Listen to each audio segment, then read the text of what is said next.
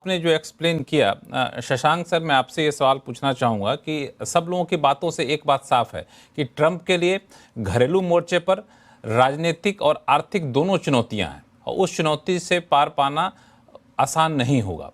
तो इसका असर जो ट्रंप एक नया राग छिड़े हुए हैं कि 9 जुलाई से पहले पहले हम ट्रेड डील पे करेंगे कई देशों के साथ, भारत में उसमें शामिल है, तो इस ट्रेड डील पर उसका असर दिखेगा क्या? क्योंकि इस ट्रेड डील के जरिए एक तो आर्थिक चुनौती को दूर करने की कोशिश करेंगे, दूसरा जो घरेलू मोर्चे पर राजनीतिक जो आलोचना हो रही है उसको भी कुछ हद तक वो मिनिमाइज कर सकेंगे। नहीं, इसमें भारत ने जो है हमेशा कहा है कि हम अमेरिका के साथ में समर्थन में इंडो पैसिफिक में मिलजुल कर काम करना चाहते हैं। तो एक तरीके से हम दोनों के दोनों देश चीन को एक एडवर्सरियल दिशा में देखते हैं, तो वो सब ठीक है। लेकिन अब ये ट्रंप का जो सबसे ज्यादा जो उनका अमेरिका का डेफिसिट है, ट्रेड डेफिसिट, वो चीन से ही है। अब चीन के सामने उनकी बात अभी तक बन नहीं पाई है। उन्होंने अनाउंस तो कर दिया है कि हमारा एग्रीमेंट हो गया है, लेकिन चीन ने अभी तक उसको अनाउंस नहीं किया पब्लिकली।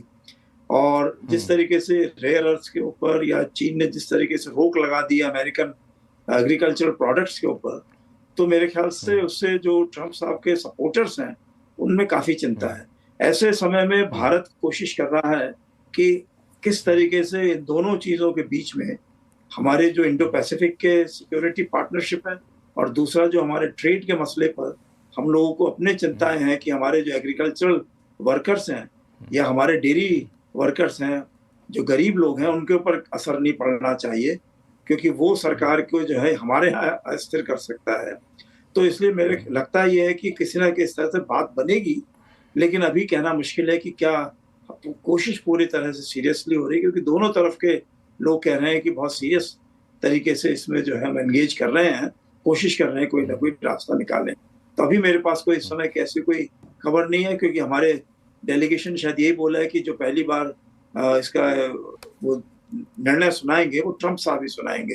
तो मुझे लगता ही है कि अल्टीमेटली वो कहते हैं कि जो फाइनल डिसीजन है वो प्रेसिडेंट ट्रंप के साथ ही है, उनके ऊपर निर्भर करता है कि क्या निर्णय वो लेंगे।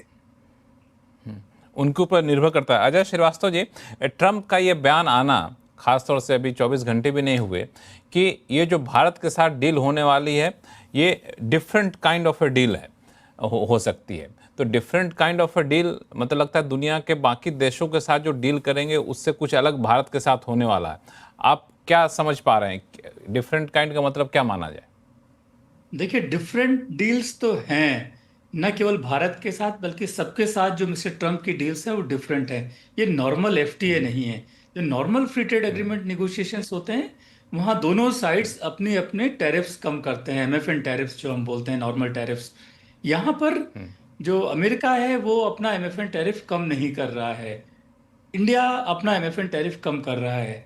और अमेरिका कह रहा है कि एफटीए अगर करोगे तो आपके ऊपर वो जो कंट्री स्पेसिफिक टैरिफ था 26%, वो नहीं लगा के उसकी जगह हम 10% लगाएंगे। तो बिल्कुल डिफरेंट है, ये जो नॉर्मल फ्री ट्रेड एग्रीमेंट्स हैं उनसे बिल्कुल डिफरेंट है। तो ट्रंप साहब शायद उनका मतलब ये नहीं होगा जो मैं बता रहा हूँ डिफरेंट से, लेकिन मेरे हिसाब से ये डिफरेंट है, वो बिल्कुल सही है अगर उनकी बात हम इतना मानते हैं तो। अब देखिए, अमेरिका के गुड्स आएंगे, एक बार एफटीए हो गया, जीरो टैरिफ पर इंडिया में। ऑफ कोर्स हम अगर एग्रीकल्चर डेयरी जैसी चीज़ें नहीं खोलेंगे, बाकी चीज़ें उनके सब जीरो में आएंगे। हमारे जाएंगे फुल अमेरिकन टैरिफ प्लस 10% में। तो ऐसा कभी नहीं हुआ, ये सब डील्स जो हैं डब्ल्यूटीओ इनकम्पेटिबल रहेंगे। और मुझे लगता है कि मिस्टर ट्रंप के जाते ही ये सब हट जाएंगे, क्योंकि शायद नेक्स्ट एडमिनिस्ट्रेशन खुद ही हटा देगा ये कंट्री स्पेसिफिक टैरिफ्स, क्योंकि कांग्रेशनल इसमें अप्रूवल नहीं हुआ है।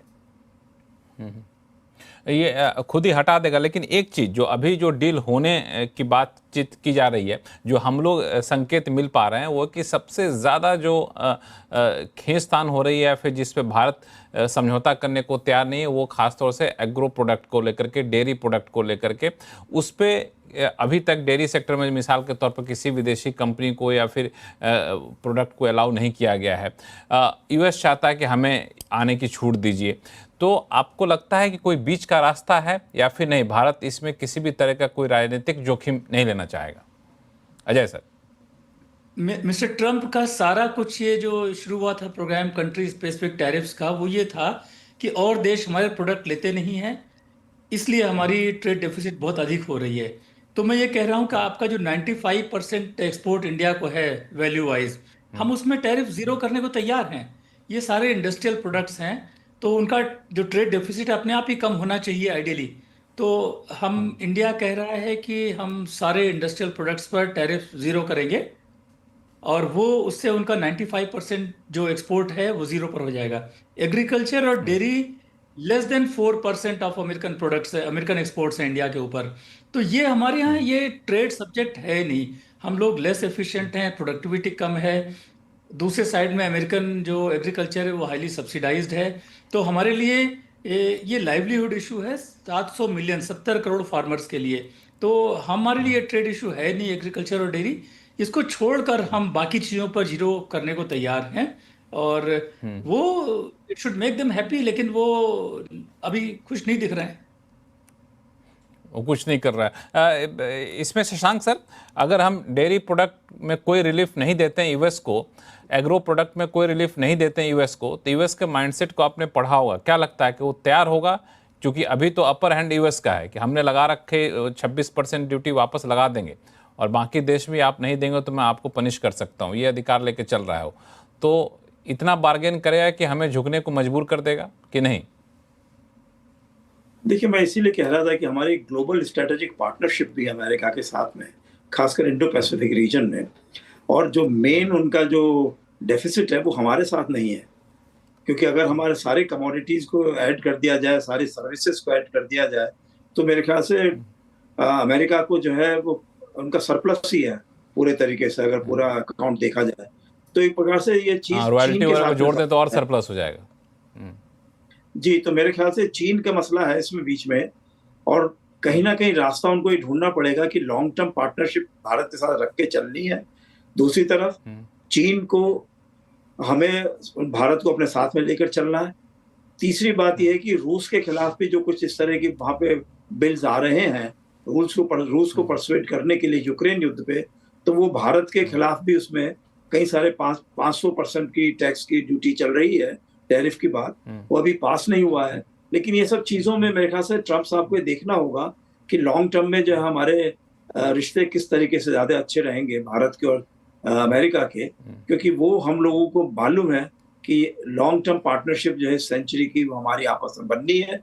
सिर्फ बात यह है कि बहुत सारे इसमें अभी वीक पॉइंट्स आ जाते हैं, जैसे पाकिस्तान को वो कहते हैं फेनोमिनल पार्टनर है, बहुत ही ब्रिलियंट वहाँ के मिलिट्री लीडर्स हैं, तो वो भारत को बिल्कुल पसंद नहीं है, क्योंकि उससे उनको लगता है कि ये जो है जो आतंकवाद फैलाने वाले हैं और जो आतंकवाद से सफर हो रहे हैं उनको बराबर बराबर ट्रीट कर रहे हैं। तो मेरे ख्याल से थोड़ा सा इसमें बातचीत चलती रहेगी सब चीजों के ऊपर, और भारत नहीं चाहता है कि रूस जो है वो चीन के किसी दबाव में आए। तो इसी तरीके से हमें रूस के साथ भी संबंध बना के चलना है, जो कि ट्रम्प साहब को, अमेरिका को सोचना होगा कि लॉन्ग टर्म में भारत के कोई लेगेसी इंटरेस्ट है और कुछ ऐसे इंटरेस्ट हैं जिसमें हम सोचते हैं कि चीन को पूरे तरीके से हावी नहीं होने देना है यूरेशिया रीजन में।